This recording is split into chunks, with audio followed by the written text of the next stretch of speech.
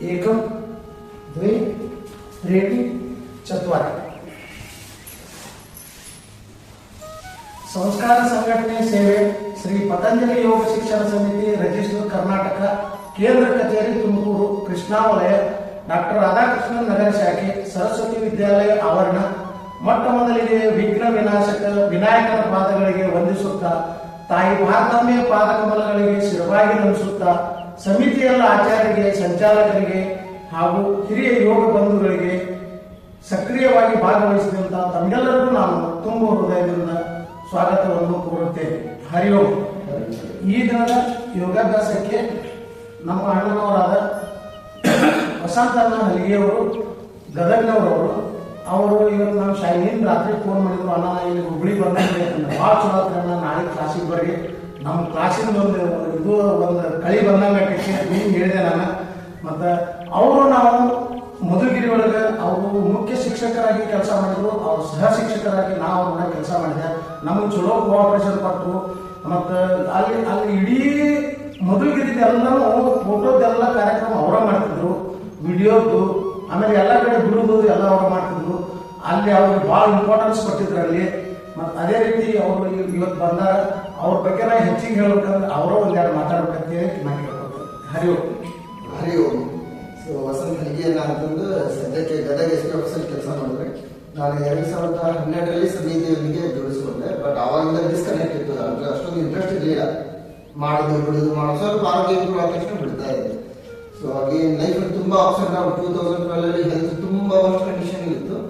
ಆವಾಗ ಬೆಂಗಳೂರಲ್ಲಿ ಒಂದು ಮಡಿವಾಳದಲ್ಲಿ ಒಂದು ಶಾಖೆಯಲ್ಲಿ ಬೋರ್ಡ್ ಹಾಕಿದ್ರು ನಮ್ಮ ಆಫೀಸ್ ಎದುರುಗಡೆ. ನಂದು ಬೆಳಗ್ಗೆ 6 ಗಂಟೆ ಶಿಫ್ಟ್ ಮುಗಿತಿತ್ತು. ಶಿಫ್ಟ್ ಮುಗಿಸ್ಕೊಂಡು ಸೀದಾ ಯೋಗಾಭ್ಯಾಸಕ್ಕೆ ಹೋಗ್ತಾ ಇದ್ದೆ. ಸೊ 9 ಮಂತ್ಸ್ ಕಂಟಿನ್ಯೂಸ್ ಮಾಡಿದೆ. ಹೆಲ್ತಲ್ಲಿ ಭಾಳ ಇಂಪ್ರೂವ್ಮೆಂಟ್ ಆಯಿತು. ಆಮೇಲೆ ಮತ್ತೆ ಮಗು ಫ್ಯಾಮಿಲಿ ಡೆಲಿವರಿ ಹೋಗಿದ್ರು, ಮಗು ಬಂತು, ಇದಾಗಿ ಮತ್ತೆ ಫ್ಯಾಮಿಲಿ ಪ್ರಾಬ್ಲಮ್ಸ್ ಎಲ್ಲ ಇರ್ತದೆ. ಚಿಕ್ಕ ಮಗು ಕ್ಲಾಸ್ ಕಂಟಿನ್ಯೂ ಮಾಡೋಕ್ಕಾಗಲಿಲ್ಲ.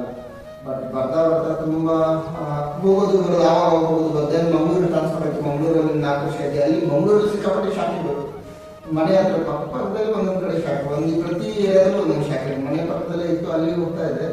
ಸೀರಿಯಸ್ನೆಸ್ ಇರಲಿಲ್ಲ, ಹೋಗೋದು ಮಾಡೋದು ಬಿಡೋದು.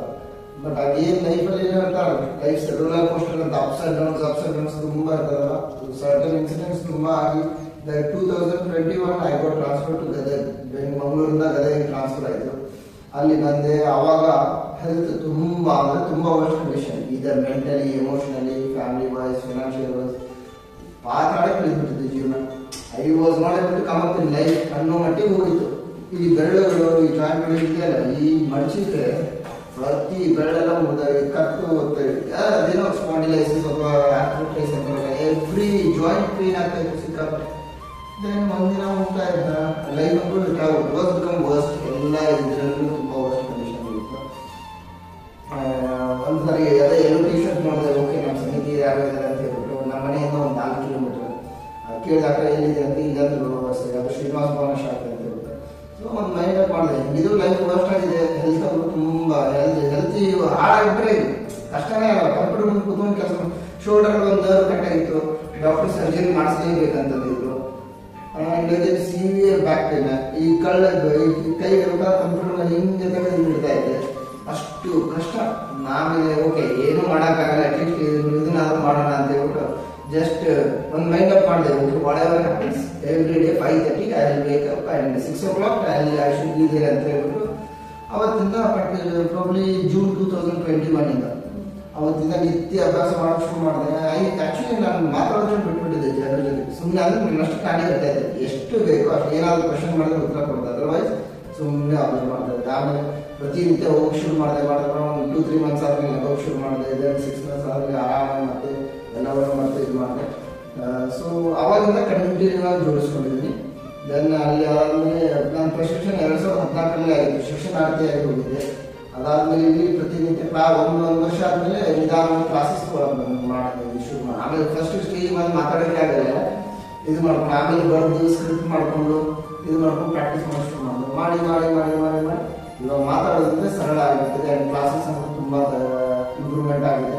ಸೊ ಹಾಗಾಗಿ ಶಿಕ್ಷಕರಾಗಿ ಇವ್ರ ಜೊತೆ ಕೆಲಸ ಮಾಡೋದು ಸಿಕ್ತು.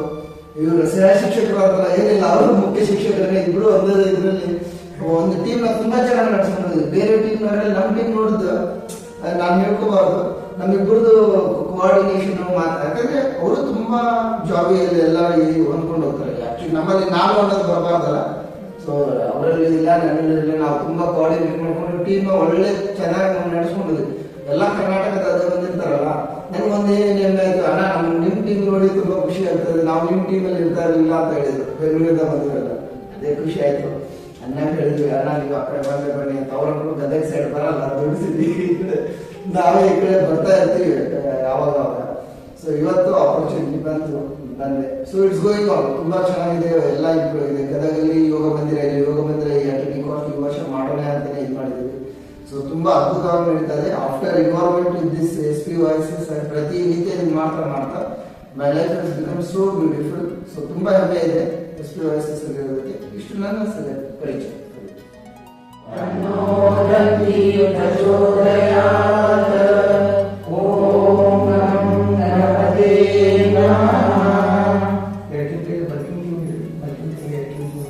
ಪಂಚಭೂತಗಳು ಪೃಥ್ವಿ, ಜಲ, ಅಗ್ನಿ, ವಾಯು, ಆಕಾಶ. ಪಂಚೇಂದ್ರಿಯಗಳು ಕಣ್ಣು, ಕಿವಿ, ಮೂಗು, ನಾಲಿಗೆ, ಚರ್ಮ. ಪಂಚಕರ್ಮೇಂದ್ರಿಯಗಳು ಕಾಲು, ಕೈ, ಗುದ, ಗುರಿ, ಬಾಯಿ. ಪಂಚ ತನ್ಮಾತ್ರೆಗಳು ರೂಪ, ಶ್ರವಣ, ಗಂಧ, ರಸ, ಸ್ಪರ್ಶ, ಕೊನೆಯದು ಮನಸ್ಸು. ಅಲ್ಪ ಎಷ್ಟಾಯ್ತು ಈಗ? 60. ಸೂರ್ಯ ನಮಸ್ಕಾರ ಸೂರ್ಯ ನಮಸ್ಕಾರ ಶವಾಸನ ಮಾಡೋದು. ಅಂದ್ರೆ ನಾವು ಬೈಟೆ ಓಂ ಹಿರಣ್ಯೇನ ಪಾತ್ರೇಣ ಸರ್ವೇಶಾಲಿಷುತಂ ಮುಖಂ ತತ್ವಂ ಭೂಷಣ ಪಾವನಂ ಸತ್ಯಧರ್ಮಾಯ ದ್ರಷ್ಟಯೇ ಧ್ಯೇಯ ಸದಾ ಸವಿತ್ರಮಂಡಲ ಮಧ್ಯವರ್ತಿ ನಾರಾಯಣ ಮಕರ ಕುಂಡಲ ಮಾನ ಕಿರೀಟಿ ಹಾರಿ ಹಿರಣ್ಮಯ ವಪುತ್ರ ಶಂಖ ಚಕ್ರ. ಓಂ ರಾಮ್ ಮಿತ್ರಾಯ ನಮಃ. ಸಮಸ್ಥಿತಿ एकम द्वे त्रीणि चत्वारि पञ्च षट् सप्त अष्ट नव दश एकादश. समस्ति नमस्कार. ಓಂ ರವೇ ನಮಃ. समस्ति पूर्वसंस्कारसना उत्तमासना विद्याभ्यासनासना अग्निश्वानासना शरणासना अष्टांगपरिपादासना भुजंगासना अग्निश्वानासना एकपादासनासना उत्तमासना पूर्वसंस्कारसना. समस्ति नमस्कार. ಓಂ ಸೂರ್ಯಾಯ ನಮಃ. समस्ति पूरक ಭೂಮಧ್ಯ ದೃಷ್ಟಿ, मध्य दृष्टि, नासिकाग्र दृष्टि, मध्य दृष्ಟಿ, नासिकाग्र दृष्ಟಿ, मध्य दृष्ಟಿ, नासिकाग्र दृष्ಟಿ. ಯಾಕಂದ್ರೆ 6:59 ಅಂತಾರೋ ಅಥವಾ 6 ಸ್ಟಾರ್ಟ್ ಮಾಡ್ತಾರೆ. ಯಾಕಂದ್ರೆ ಕಾರ್ಯಕ್ರಮ ನಡೆಯುತ್ತಾರೆ. ಅದಕ್ಕೆ ನಮ್ಗೆ ಯಾವಾಗ ಅದೇ ನಮಗೆ ಯಾವಾಗ ಮಾಡ್ತಾರೆ ಅದೆಲ್ಲ ಅವ್ರು ಹೆಂಗೆ ಹೇಳ್ತಾರೆ ನಮ್ಗೇನು ನಡೆಯಿಲ್ಲ. ಇಲ್ಲಿ ಅಷ್ಟು ನಾವು ನಡೆಸ್ತೀವಿ, ಅಲ್ಲಿ ನಡೆಯಿಲ್ಲ. ಈಗ ನಾವು ಹುಡುಕಿದ್ರೆ ಅಲ್ಲಿ ಬಡ್ಡೆ ಅಶೋಕನ ಹಾರದೈತಿ ಅವ್ರಿಗೂ ಆತ ನಮ್ಮ ರಜನಿ ಹೋಗ್ತದೆ ಕೇಳ್ಕೊಳಲ್ಲ. ಮತ್ತೆ ಏನೇನು ಹೇಳ್ತಾರೆ ಎಲ್ಲ ಕೇಳ್ಕೊತ ನಾವು ನೀವು ಮಾಡಿ. ಓಂ ರಾಮ್ ಮಿತ್ರಾಯ ನಮಃ. एकम द्वि त्रीणि चत्वारि पंच षट् सप्त अष्ट नव दश एकादश ಸಮಸ್ಥಿತಿ ದ್ವಾದಶ ಹಸ್ತಗಳನ್ನು ಸಂಪೂರ್ಣ ನೆನಪು ಪ್ರಯತ್ನಿಸೋಣ. ಹಾಗೆ ಉಸಿರನ್ನ ಹೊರಹಾಕ್ತಾ ಹಣೆನ ಮಂಟ ಮುಗಿಸೋ ಪ್ರಯತ್ನಿಸೋಣ. ನಿಧಾನವಾಗಿ ಸುತ್ತೋತಾ ಊರ್ಧ್ವ ಹಸ್ತ ನಮಸ್ಕಾರ ಸಾಧ್ಯವಾದಷ್ಟು ಹಿಂದೆ ಹೋಗೋಣ. ಎರಡು ಕೈಗಳು ಅದಕ್ಕೊಂದು ಜಾಯಿಂಟ್ ಆಗಲಿ. ದೃಷ್ಟಿ ಬೆಳೆ ತುದಿ ನೋಡ್ತಾ ಇರಲಿ. ದೀರ್ಘವಾಗಿ ಉಸಿರಾಟ ಮಾಡೋಣ 3 ಬಾರಿ. Come to the centre. ಕೈಗಳು ಹಾಗೆ ಇರಲಿ. ಇದು ನಿಧಾನವಾಗಿ ಕೈಗಳನ್ನು ಇಳಿಸೋಣ. ಹಾಗೆ ಕೈಗಳನ್ನು ಇಳಿಸ್ತಾ ನಮ್ಮ ಕೈಗಳಲ್ಲಿ ಒಂದು ವೈಬ್ರೇಷನ್ ಅಗಾಧವಾದ ರಕ್ತ ಸಂಚಾರ ಆಗೋದನ್ನ ಅನುಭವಿಸೋಣ. ಸ್ಲೋಲಿ ಇಷ್ಟು ನಿಧಾನ ಅಂದರೆ ಅಲ್ಲಿ ನಿಲ್ಲಿಸೋದು ಗೊತ್ತಾಗೋದು. You can feel blood circulate ಆಗೋದು ಅಥವಾ ಒಂದು ಎನರ್ಜಿ ಸಪ್ಲೈ ಆಗೋದನ್ನ ಅನುಭವಿಸಬಹುದು. ನಿಧಾನ ಕೈಗಳನ್ನ ನಿಲ್ಲಿಸ್ತಾರೆ.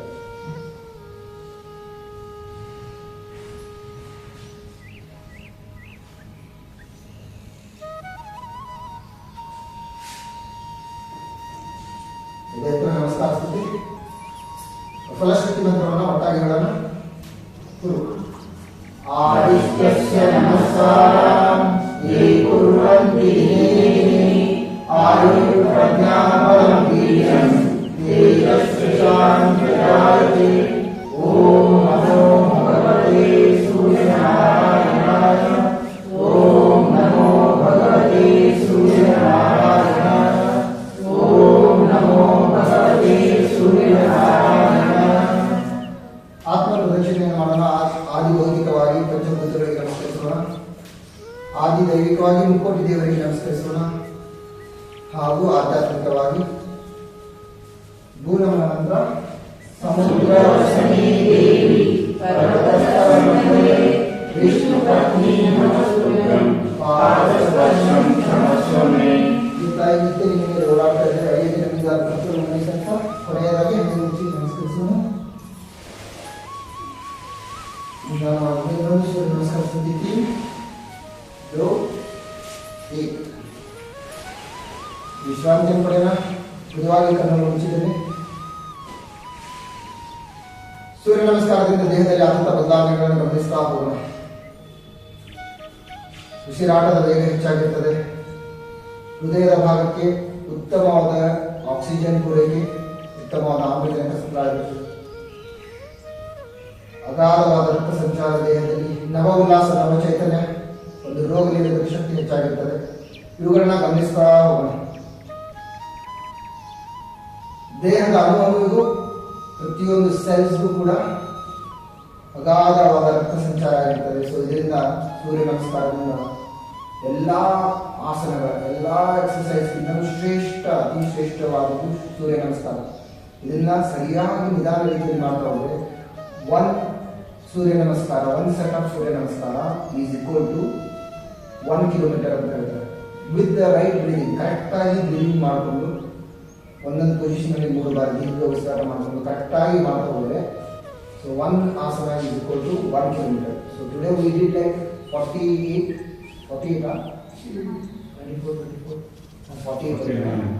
even also a little bit faster ಮಾಡಿದ್ರೆ it is equivalent to 24 kilometers of walk. So when we do the 24 kilometers walk, what is the benefit to the body? ಅಷ್ಟು benefits ನಮಗೆ ಸೂರ್ಯ ನಮಸ್ಕಾರದಲ್ಲಿ ಸಿಕ್ಕಿರ್ತದೆ. ಸೊ ರಕ್ತ ಸಂಚಾರ ಹೆಚ್ಚಾಗಿರ್ತದಲ್ಲ, ಅದನ್ನ ಸಮಸ್ಥಿತಿ ತರೋಕೆ ಅರ್ಧಕಟಿ ಚಕ್ರಾಸನ ಮಾಡೋಣ. ಸಮಸ್ಥಿತಿ, ತಾಡಾಸನ ಸ್ಥಿತಿ ಬರೋಣ. ಅರ್ಧಕಟಿ ಚಕ್ರಾಸನ ಸಿದ್ಧತೆ. ಕಾಲುಗಳನ್ನು ಜೋಡಿಸಿ ಬಲಗೈ ಏಕಂ 3 3 4. ಸಾಧ್ಯವಾದಷ್ಟು ನಮ್ಮ ಎಡಭಾಗನ ಎಡಗೈ ಕೆಳಗಡೆ ಸೆಳೆತಾ ಇರಲಿ, ಬಲಗೈ ಮೇಲ್ಗಡೆ ಸೆಳೆತಾ ಇರಲಿ. ಪೊಕ್ಕೆಲುಗಳಲ್ಲಿ ಸಂಪೂರ್ಣ ಸೆಳೆತ ಆಗ್ತದೆ. ಅದನ್ನು ಅನುಭವಿಸಿಕೊಂಡು ನಿಧಾನವಾಗಿ ದೀರ್ಘವಾಗಿ ಉಸಿರಾಟ ಮಾಡುವ ಸ್ಥಿತಿಯಲ್ಲಿ 1 2 3 4 ಉಸಿರಾಟ ಕಂಟಿನ್ಯೂ ಆಗಿದೆ. 5 6 7 8 9 10. षट् सप्त अष्ट नव दश ಇವರಿಗೆ ಈಗ ದ್ವಿ ತ್ರೀ ಭುಜ ಕಿಂತಾಗಲಿ ಉಸಿರು ಬಿಡ್ತಾ ಚುಚ್ಚುವಾಗಿ ಸಾಧ್ಯವಾದಷ್ಟು ನಮ್ಮ ಬಲಗಡೆ ಭಾಗನ ಬಲಗೈ ಕೆಳಗಡೆ ಜಗ್ತಾಗಲಿ ಎಡಗೈ ಮೇಲ್ಗಡೆ ಸೆಡ್ತಾಗಲಿ ಸಾಧ್ಯ ಆದರೆ ಹಸ್ತನ ಕಿಂತಾಸೋ ಪ್ರಯತ್ನ ಮಾಡೋಣ ದೃಷ್ಟಿ ಆಕಾಶ ನೋಡ್ತಾ ಇರಲಿ ಸ್ಥಿತಿಯಲ್ಲಿ ದೀರ್ಘವಾಗಿ ಉಸಿರಾಟ ಇಲ್ಲ ಕಣ್ಣು ಮುಚ್ಚಿ ಮಾಡಿದ್ರು ಇನ್ನೂ ಜಾಸ್ತಿ ಇರ್ತದೆ ಪಕ್ಕೆಲುಬುಗಳ ಭಾಗದಲ್ಲಿ ಸೆಳೆತವನ್ನು ಗಮನಿಸಿಕೊಂಡು ಉಸಿರಾಟ ಮಾಡೋಣ 1 2 3 4 5 6 7 8 9 10 षट् सप्त अष्ट नव दश ಕೊಂಚ ವಿಶ್ರಾಂತಿ ಪಡೆಯೋಣ ಅಷ್ಟೇ ವೃಕ್ಷಾಸನ ಮಾಡೋಣ ಅಥವಾ ಶವಾಸನ ಕೂತ್ಕೊಳ್ಳೋಣ ಶವಾಸನ ಕೂತ್ಕೊಳ್ಳೋಣ ಸಾಕು ತುಂಬ ಶವಾಸನಕ್ಕೆ ಸಿದ್ಧತೆ ಹಾಸನ ಪೂರ್ತಿ ಹಾಸ್ಕೊಳ್ಳಿ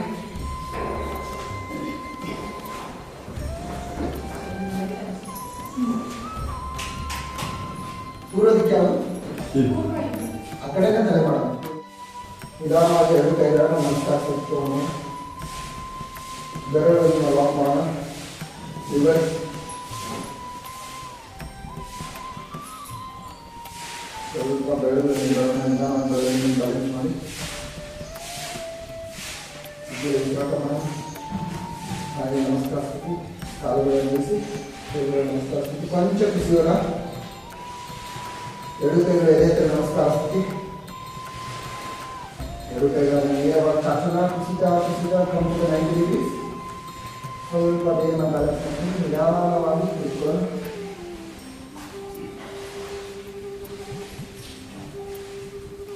ದಂಡಾಸನ ಬರೋಣ ದಂಡಾಸನ ಈ ಎರಡು ದ್ವಿಪಾದ ಪೌರ್ಣಾಸನ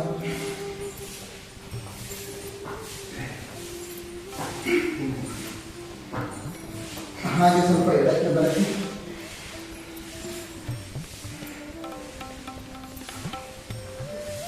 ನಿಧಾನವಾಗಿ ಎರಡು ಕಾಲುಗಳನ್ನು ಚಾಚಿ ಶವಾಸನ ಸ್ಥಿತಿಗೆ ಬರೋಣ ಇದನ್ನ ಭೂತಾಸನ ಅಥವಾ ಶವಾಸನ ಅಂತ ಹೇಳ್ತೀವಿ ಬಟ್ ಮ್ಯಾಕ್ಸಿಮಮ್ ಜನ ಏನ್ ಮಾಡ್ತಾರೆ ನಾವು ಆಡಿಕೆ ಭಾಷೆಯಲ್ಲಿ ಆ ಭೂತಾಸನ ಹೋಗಿ ಏನಾಗಿದೆ ಅಮೃತಾಸನ ಅಂತ ಆಗಿದೆ so it's actually bhutasana so the body will be like a dead position ಹಾಗಾಗಿ ಭೂತಾಸನ ಅಂತ ಹೇಳ್ತೀವಿ ಆಡು ಭಾಷೆಯಲ್ಲಿ ಅದು ಅಮೃತಾಸನ ಅಂತ ಆಗ್ತದೆ ಇರಲಿ ಒಂಥರ ದೇಹಕ್ಕೆ ಒಂಥರ ಅಮೃತ ಕೊಟ್ಟಾಗೇನೆ ಇದೆ ಎರಡು ಕಾಲುಗಳೆಲ್ಲ ಕೊಂಚ ಅಂತರವಿದೆ 1 ಫೀಟ್ ಡಿಸ್ಟೆನ್ಸ್ ಇಕ್ವಾಲೆಂಟ್ ಲೈಕ್ ಭುಜದ ಲೆವೆಲ್ ಇರಲಿ ಕಾಲುಗಳಂತ ಪಾದದ ಕಿರುಗಳೆಲ್ಲ ನೆತ್ತಾಕ್ಸೋಣ ಅಂದ್ರೆ ದೇಹಕ್ಕೆ ಒಂಥರ ವಿಶ್ರಾಂತಿ ಸಿಕ್ಕಾಗುತ್ತೆ ಪಾದದ ಕಿರುಗಳೆಲ್ಲ ಅಂತ ಹಸ್ತಗಳು ಆಕಾಶ ಮಾಡ್ತಾ ಇರಲಿ ತೊಡೆ ಹಾಗೂ ಹಸ್ತಗಳ ಪಕ್ಕ ಒಂದು ಸ್ವಲ್ಪ ವ್ಯತ್ಯಾಸ ಇರಲಿ ಸಂಪೂರ್ಣ ದೇಹ ರಿಲ್ಯಾಕ್ಸ್ ಆಗಿರಲಿ ಈ ಅಮೃತಾಸನ 10 ನಿಮಿಷ ಮಾಡೋದ್ರಿಂದ ನಮ್ಗೆ 2 ಗಂಟೆ ದೀರ್ಘವಾದ ನಿದ್ದೆ ಮಾಡಿದಷ್ಟು ಅನುಭವ ಆಗ್ತದೆ ಸೊ ಬೆಳಗಿನಿಂದ ಮಾಡಿದ ಎಲ್ಲ ಆಸನಗಳಿಂದ ನಮ್ಮ ದೇಹ ದಣಿದಿದೆ ಈ ದಣಿದಿರೋ ದೇಹಕ್ಕೆ ವಿಶ್ರಾಂತಿಯನ್ನು ನೀಡುವ ಆಸನ ವೃತ್ತಾಸನ ಅಥವಾ ಶವಾಸನ ಮನಸ್ಸಿನಲ್ಲಿ ಯಾವುದೇ ಆಲೋಚನೆಗಳು ಬೇಡ ದೇಹದ ಒಂದೊಂದು ಅಂಗಾಂಗಗಳನ್ನು ಗಮನಿಸ್ತಾ ಪ್ರತಿಯೊಂದು ಜಾಯಿಂಟ್ಸ್ಗೂ ವಿಶ್ರಾಂತಿಯನ್ನು ನೀಡ್ತಾ ಹೋಗೋಣ ನಾವು ಯಾವ ಭಾಗಕ್ಕೆ ಹೇಳ್ತೀವಿ ಅಲ್ಲಿ ನಮ್ಮ ಮನಸ್ಸನ್ನ ಕೇಂದ್ರೀಕರಿಸಿ ಯಾಕಂದ್ರೆ ಮನಸ್ಸನ್ನ ಆ ಭಾಗದಲ್ಲಿ ಕೇಂದ್ರೀಕರಿಸೋದ್ರಿಂದ ನಾವು ಇಂಟ್ರಿನಲ್ಲಿ ಒಳಗಲಿನಿಂದ ಮಸಾಜ್ ಮಾಡೋದ್ರಿಂದ ಒಂದು ಸಿದ್ಧವಾದ ಅನುಭವ ಆಗಿ ಆ ಪರ್ಟಿಕ್ಯುಲರ್ ಪಾರ್ಟ್ನ ಡೆಡ್ ಪೊಸಿಷನ್ ತರ ಯಾವುದೇ ಚಾಲನೆ ಇರಬಾರ್ದು ಸಂಪೂರ್ಣ ವಿಶ್ರಾಂತಿ ನೀಡಬೇಕು ಓಕೆ ಒಮ್ಮೆ ದೀರ್ಘವಾಗಿ ಉಸಿರನ್ನು ತಗೊಳ್ಳಿ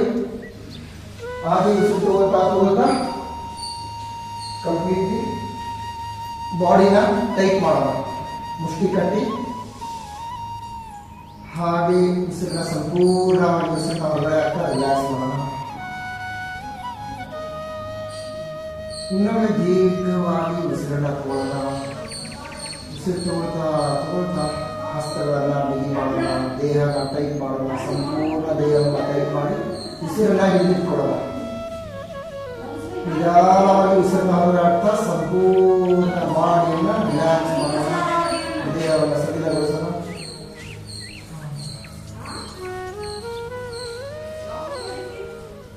ಮೊದಲಿಗೆ ನಮ್ಮ ಗಮನವನ್ನ ಪಾದದ ಬೆರಳುಗಳ ಮೇಲೆ ತಗೊಂಡು ಬರೋಣ ಪಾದದ ಬೆರಳುಗಳನ್ನು ಗಮನಿಸೋಣ ಬಲಗಾಲಿನ ಬೆರಳುಗಳು ಎಡಗಾಲಿನ ಬೆರಳುಗಳು ಇವರು ಉಗುರಿನ ತುದಿಯನ್ನು ಗಮನಿಸೋಣ ಅಂಗಾಲುಗಳನ್ನು ಗಮನಿಸೋಣ. ಹಾಗೆ ಪಾದದ ಮಣಿಕಟ್ಟುಗಳನ್ನು ಗಮನಿಸೋಣ. ಆ ಮಣಿಕಟ್ಟುಗಳಲ್ಲಿರುವ ಮೂಳೆಗಳೆಲ್ಲ ಗಮನಿಸುತ್ತ ಪ್ರಯತ್ನಿಸೋಣ. ಒಳಗಿನಿಂದ ನರಮಂಡಲವನ್ನು ಗಮನಿಸೋಣ. ಅಲ್ಲಿರುವ ನರಗಳನ್ನು ಗಮನಿಸೋಣ. ಪಾದದ ಮಣಿಕಟ್ಟುಗಳಿಗೆ ವಿಶ್ರಾಂತಿಯನ್ನು ನೀಡ್ತಾ ಹೋಗೋಣ. ವಿಶ್ರಾಂತಿ,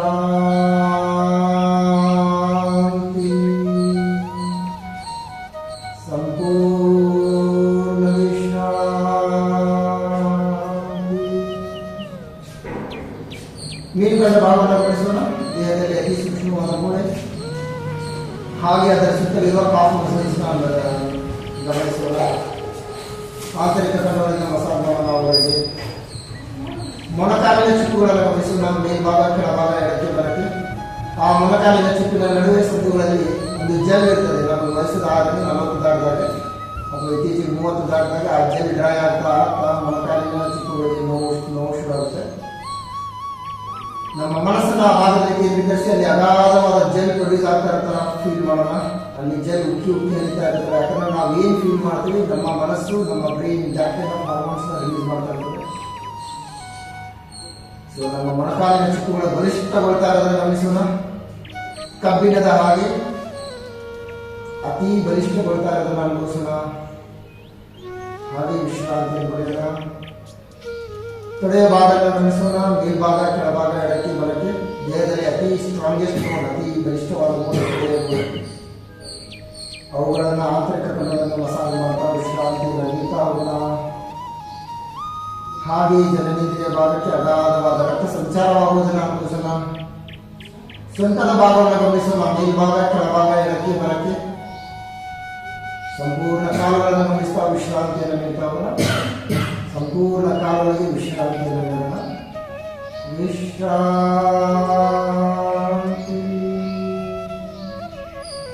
ಸಂಪೂರ್ಣ ವಿಶ್ರಾಂತಿ.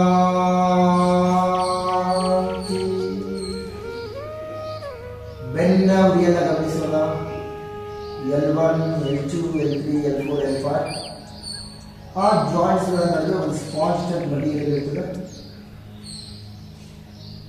ಅದನ್ನ ಗಮನಿಸ್ತಾ ವಿಶ್ರಾಂತಿ ನೀಡ್ತಾ ಹೋಗೋಣ. ಅದೇ ಲೈನ್ ತಗೊಂಡ್ಬರೋಣ. ಲೈನಲ್ಲಿ ತಗೊಂಡ್ಬಂದು ದೀರ್ಘವಾಗಿ ಉಸಿರಾಟ ಮಾಡ್ತಾ ವಿಶ್ರಾಂತಿಯನ್ನು ನೀಡ್ತಾ ಹೋಗೋಣ. ಮೂಲಾಧಾರ ಚಕ್ರವನ್ನು ಗಮನಿಸಿ, ಸ್ವಾಧಿಷ್ಠಾನ ಚಕ್ರವನ್ನು ಗಮನಿಸೋಣ.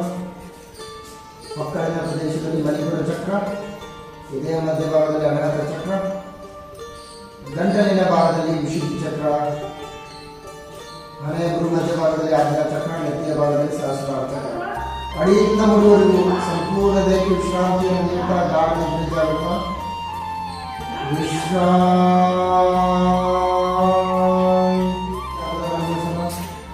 ಓಂಕಾರನಾಥದಿಂದ ಹೊರಡುತ್ತಾ ಪಾಸಿಟಿವ್ ಎನರ್ಜಿಯಿಂದ ದೇಹದಲ್ಲಿ ಅಬ್ಸರ್ವ್ ಮಾಡ್ತಾ ಗಾಢ ನಿದ್ರೆಗೆ ಜಾರೋಣ.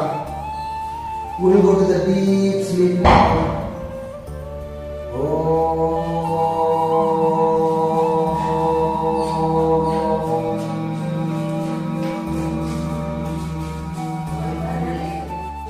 ವಿಶ್ರಾಂತಿ ಪಡಿತಾ ಇದ್ದಾರೆ. ಭ್ರೂಣಾವಸ್ಥೆಯಲ್ಲಿ ವಿಶ್ರಾಂತಿ ಪಡೆಯೋದು.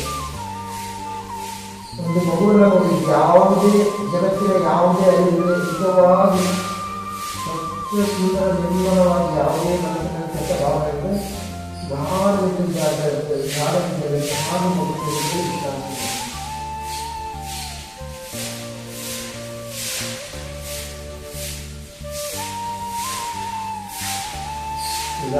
ಬೋರ್ಗಳಾಗಿ ಬರೋಣ. ಹೊಟ್ಟೆ ಮೇಲೆ ದೀರ್ಘದಂಡ ನಮಸ್ಕಾರ ಬರೋಣ.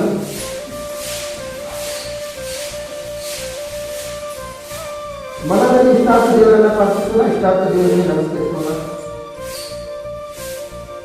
ಹಾಗೆ ನಿನ್ನ ಗ್ರಾಮ ದೇವರಿಗೆ ನಮಸ್ಕರಿಸೋಣ. ನಮ್ಮ ಕುಲದೇವರನ್ನ ಕಣ್ಣಲ್ಲಿ ಕೊಂಡೋಣ. ಕುಲದೇವರಿಗೆ ನಮಸ್ಕರಿಸೋಣ. ಜನ್ಮ ನೀಡಿದ ತಂದೆ ತಾಯಿಗಳಿಗೆ ನಮಸ್ಕರಿಸೋಣ. ವಿದ್ಯೆ ಕಲಿಸಿದ ಗುರುವಿಗೆ ನಮಸ್ಕರಿಸೋಣ. ಹಾಗೆ ಜಗತ್ತಿಗೆ ಯೋಗಾಭ್ಯಾಸವನ್ನು ಹೇಳಿಕೊಂಡ ಯೋಗಾಭ್ಯಾಸವನ್ನು ನಿಧಾನವಾಗಿ ವಜ್ರಾಸನವನ್ನು ಆಸನಿಸಿಕೊಳ್ಳೋಣ. ಕಣ್ಣುಗಳನ್ನು ತೆಗೆಯೋದು ಬೇಡ. 2 ನಿಮಿಷ ಧ್ಯಾನವನ್ನು ಮಾಡೋಣ. ಬೆನ್ನು ಕತ್ತು ನೇರವಾಗಿ ಬುದ್ಧಿನ ಸ್ಥಿತಿಯಲ್ಲಿ ಕುಳಿತುಕೊಳ್ಳೋಣ. ಸುಖಾಸನ ಅಥವಾ ಸ್ವಸ್ತಿಕಾಸನದಲ್ಲಿ ಕುಳಿತುಕೊಳ್ಳಿ. ಕಣ್ಣುಗಳನ್ನು ಮುಚ್ಚಿರಿ.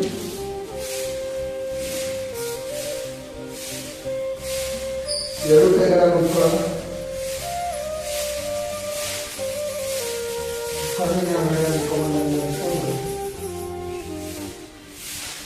ಜೋಳ ಮಾಡಿ ಹಸ್ತಗಳನ್ನು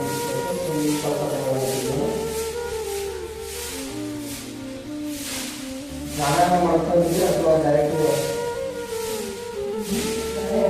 ಮಾಡೋದು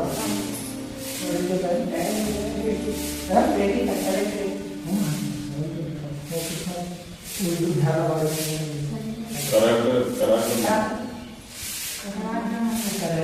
ಮಾಡೋದು ಧ್ಯಾನ ಮಾಡಿ ಕಲ್ಪಿರ್ತೀವಿ.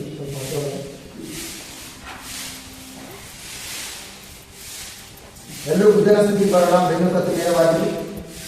ತಲೆಯಲ್ಲಿ ಯಾವುದೇ ಆಲೋಚನೆ ಬೇಡ. ಆಲೋಚನೆ ಬರ್ತಾ ಇರ್ತದೆ, ಹೋಗ್ತಾ ಇರ್ತದೆ. ನಮ್ಮ ಗಮನವನ್ನು ಧ್ಯಾನದಲ್ಲಿ ಏನು ಮಾಡೋಣ, ಉಸಿರುಗಳ ಮೇಲೆ ಕೇಂದ್ರೀಕರಿಸೋಣ. ಆ ಉಸಿರು ಮೂಗಿನ ಮೂಲಕ, ಗಂಟಲಿನ ಮೂಲಕ, ಶ್ವಾಸಕೋಶದ ಮೂಲಕ ಹೊಟ್ಟೆ ಭಾಗಕ್ಕೆ ಹೋಗೋದು. ಆ ಉಸಿರಾಟವನ್ನು ಗಮನಿಸ್ತಾ ಧ್ಯಾನ ಮಾಡ್ತಾ ಹೋಗೋದು.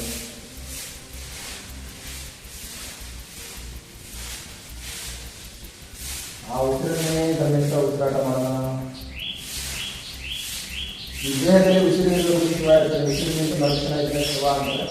ಅಂತ ಒಂದು ಉಸಿರಾಟ ಕ್ರಿಯೆಯನ್ನು ನಮ್ಮ ಜೀವಿತದಲ್ಲಿ ಇಟ್ಟುಕೊಳ್ಳೋದ್ರೆ ಧ್ಯಾನ ಕ್ರಿಯೆ.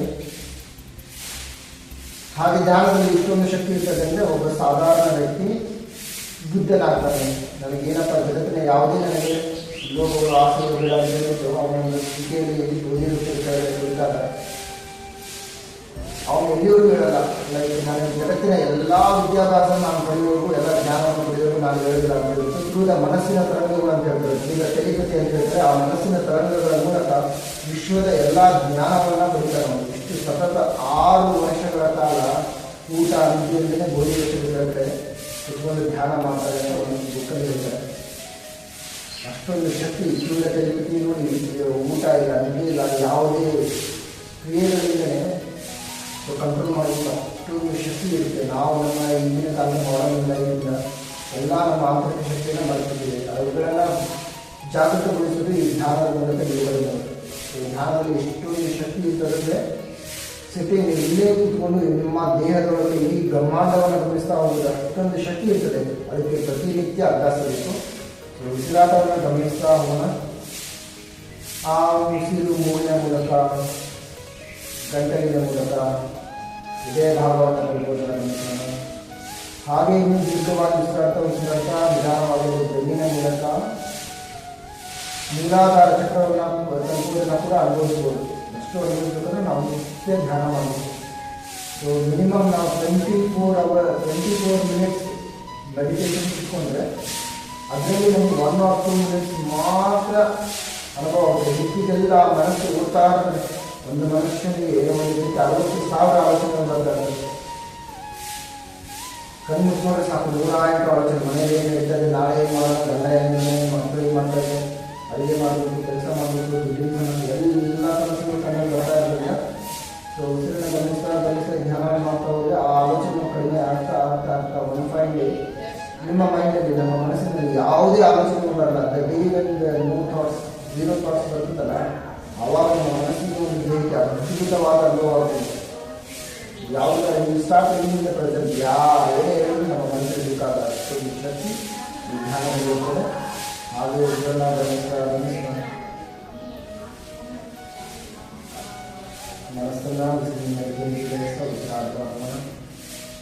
ನಾನು ನನ್ನದು ನನ್ನಿಂದಲೇ ಅದನ್ನು ನಮ್ಮಲ್ಲಿ ಅಹಂಕಾರ ಇರ್ತದೆ. ಆ ಅಹಂಕಾರವನ್ನು ಬೆಳೆಯೋದಕ್ಕೆ ಪ್ರತಿನಿತ್ಯ ಧ್ಯಾನದಲ್ಲಿ ಇವಾಗ ಇರೋದ್ರಿಂದ ಈ ಸಮಾಜ ನನ್ನದು, ಕುಟುಂಬ ನನ್ನದು, ನಾನು ಬರ್ತಾ ಈ ಜಗತ್ತಿನ ನಾನು ಇವು ಸ್ಟಾರ್ಟ್ ಇನ್ನೂ ಡೀಪಾಗಿ ಇರ್ತದೆ. ಇವು ಸ್ಟಾರ್ಟ್ ಇದರಿಂದ ನಿಮ್ಮ ಮನಸ್ಸು ಅಷ್ಟು ಸೂಕ್ಷ್ಮ ಬಂದುಬಿಟ್ರೆ ನಿಮ್ಮಲ್ಲಿ ಯಾರು ಏನು ಸಾಧ್ಯ ಆಗುತ್ತೆ. ಎಲ್ಲವೂ ನಮಗೆ ಅಂದರೆ ಯಾರಿಂದ ನಾವು ಬೇಜಾರಾಗಿ ನಾವೇ ಬರಬೇಕಾಗ್ತದೆ. ಅಷ್ಟೊಂದು ಬೇಕು ಅಂದರೆ ನಿತ್ಯ ಸಾಧನೆ, ನಿತ್ಯ ಅಭ್ಯಾಸ ಬೇಕು. ಹಾಗೂ ನಮ್ಮ ಮನಸ್ಸಿನಲ್ಲಿ ಯಾವುದೇ ಕೆಟ್ಟ ಭಾವನೆ ಇರಬಾರ್ದು. ಮೂಮೆಂಟ್ ನಾವು ಒಂದು ಪಕ್ಕದಲ್ಲಿರೋದ್ರಲ್ಲಿ ಏನೋ ಒಂದು ವಿಷಯಕ್ಕೆ ಜಲಕ್ಕೆ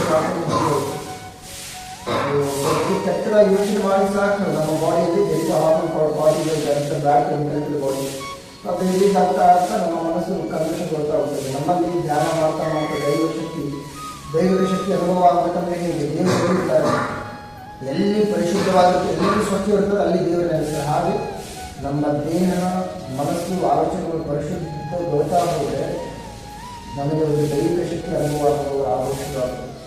ಒಂದು ಶಕ್ತಿ ಧ್ಯಾನದಲ್ಲಿರ್ತದೆ.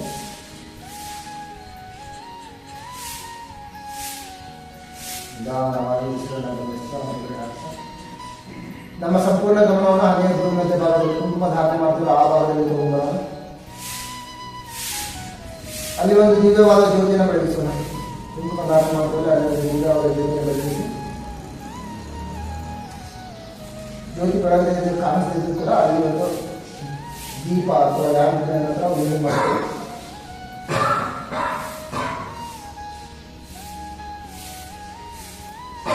ಆ ಜ್ಯೋತಿಗೆ ನಮಸ್ಕರಿಸುತ್ತಾ ಶಾಂತಿ ಮಂತ್ರವನ್ನು ಹೇಳೋದು ಅಥವಾ ಯೋಗ ಮಂತ್ರದೊಂದಿಗೆ ಮುಕ್ತಾಯಗೊಳಿಸೋದು. ಶುರು. ಯೋಗೇನ ಚಿತ್ತಸ್ಯ ವಾಚಾ ಮನಃ ಶರೀರಸ್ಯ ಯೋಗೇನ ಯೋಗಾಸನಂ ಪ್ರವರಣ್ಯಂ ಪತಂಜಲಿ ಸ್ವಾಮಿನಾಥೋ ಆವಾಹುಷಾರಂ ಸಂಕಟಕರಂ ಸರಸ್ವತೀಂ ಕರ್ಮಾಣಿ ಪತಂಜಲಿ. ಓಂ ಸೋಮಾ ಸದ್ಗಮಯ ತಮಸೋಮಾ ಜ್ಯೋತಿರ್ಗಮಯ ಮೃತ್ಯೋರ್ಮಾ ಅಮೃತಂಗಮಯ. ಓಂ ಶಾಂತಿ ಶಾಂತಿ ಶಾಂತಿ.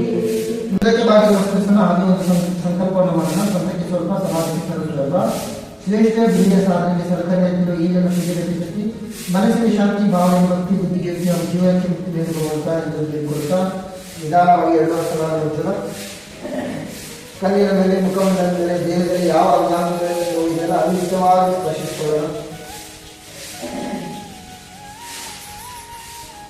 ಇನ್ನೊಂದು ಸಾರಿ ಕೈಗಳನ್ನು ಹಸ್ತಗೊಳಿಸ್ಕೊಳ್ತಾ ಕಣ್ಣಿನ ಮೇಲೆ ಇಟ್ಕೊಂಡು ಅಧಿಕಾರ ಬಣ್ಣದ ಚಿತ್ತಾರಗಳನ್ನು ಗೋಲಾಕಾರ ನಕ್ಷತ್ರಗಳನ್ನು ಹಸ್ತಗಳನ್ನು ತಿರುತ್ತಾ ಕರಮಂತ್ರವನ್ನು ಕಣ್ಣುಗಳನ್ನು ಕೊಂಚ ತೆರೆಯೋಣ. 30% ಯೋಗ ಕರಾವಳಿ ವಸತಿ ಲಕ್ಷ್ಮೀ ಕರಾವಳಿ ಸರಸ್ವತಿ ಕರಮೂಲೆ ಸೀತಾಗೌರಿ ಪ್ರಭಾವೀಕರ ದರ್ಶನಂ. ಲಕ್ಷ್ಮೀ ಸರಸ್ವತಿ ಗೌರಿ ವಾಸವಿರುವ ನಮೋದಿಲ್ಲ ಸದಾ ಪುಣ್ಯಕರಗಳನ್ನು ಮಾಡಲು ಬೇಡಿಕೊಳ್ತು. ಇವತ್ತಿನ ಅಭ್ಯಾಸ ಮುಗಿಸೋಣ. ಎಲ್ಲರಿಗೂ ಶುಭವಾಗಲಿ. ಎಲ್ಲರಿಗೂ ಶುಭ.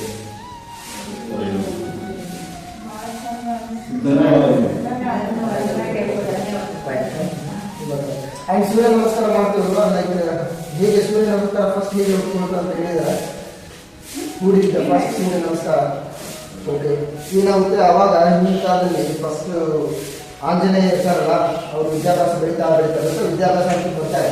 ಸೊ ಅವ್ರ ತಂದೆ ನಮಗೆ ಏನಪ್ಪ ನಿಮಗೆ ವಿದ್ಯಾಭ್ಯಾಸ ಹೇಳ್ಕೊಡ್ಬೇಕು, ನಿಮಗೆ ವಿದ್ಯೆ ಹೇಳ್ಕೊಡೋಷ್ಟು ಭೂಮಿಗೆ ಯಾರು ಇದ್ದಾರೆ, ನಮಗೆ ಕಷ್ಟ ಇದೆ, ಗುರುಗಳನ್ನ ಹೇಳ್ಕೊಳ್ಳೋದೇ ಕಷ್ಟ ಇದೆ ಅಂತ ಒಬ್ಬರು ಗುರು ಪ್ರಿಫರ್ ಮಾಡ್ತಾರೆ.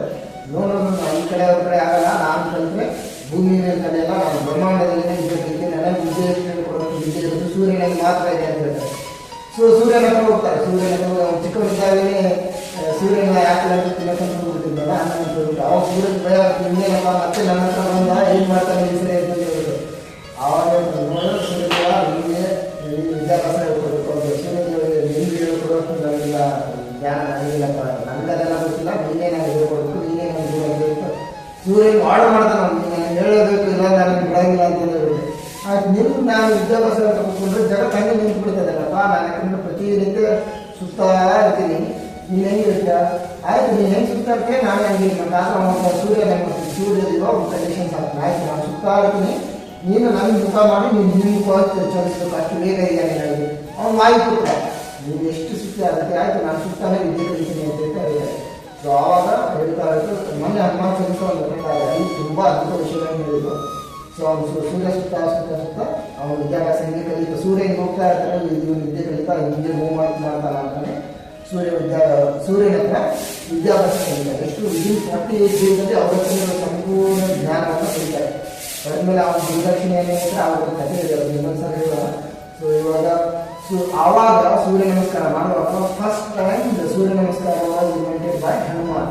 ಸೊ ಯಾಕೆ ಸೂರ್ಯ ನಮಸ್ಕಾರ ಎಷ್ಟು ಶಕ್ತಿ ಇರ್ತದೆ ಅಂದರೆ ನಮ್ಮ ಭೂಮಿ ಮೇಲೆ ಅತಿ ಶಕ್ತಿಯುತ ಯಾವುದೇ ಇದು ಕಲಿಯುಗದಲ್ಲಿ ಅತಿ ಶಕ್ತಿಯುತವಾದ ದೇವರು ಎಲ್ಲ ಸಂಕಲ್ಪಗಳನ್ನು ಈಡೇರಿಸಿದರು ಹನುಮಾನ್ ಅಂತ ಹೇಳ್ತಾರೆ. ಬೇಕಾದ್ರೆ ನೋಡಿ ಎಲ್ಲ ಕಡೆ ನೋಡಿ ಯಾವ ದೇವಸ್ಥಾನ ಇಲ್ಲ ಹನುಮಾನ ದೇವಸ್ಥಾನ ಅಂತ ಇದ್ದೇ ಇರುತ್ತೆ. ಸೊ ಕಲಿಯುಗದಲ್ಲಿ 4 ಜನರಿಗೆ ಏನೋ ಅವರು ವರ ಕೊಟ್ಟಿದ್ದಾರೆ ಅದ್ರ ಬಗ್ಗೆ ಮುಂದಿನ. ಸೊ ಫಸ್ಟ್ ಸೂರ್ಯ ನಮಸ್ಕಾರ ಹನುಮಾನ್. ಸೊ ಹಾಗಾಗಿ ಸೂರ್ಯ ನಮಸ್ಕಾರದಲ್ಲಿ ಅದ್ಭುತವಾದ ಶಕ್ತಿ ಇರ್ತದೆ ಅಂತ ಹೇಳ್ತಾರೆ. ಸೊ ಮತ್ತೆ ಯಾವಾಗ ಕೂಡ ಇನ್ನೊಂದು ವಿಷಯ ತಿಳ್ಕೊಳ್ಳೋಣ. ಧನ್ಯವಾದಗಳು.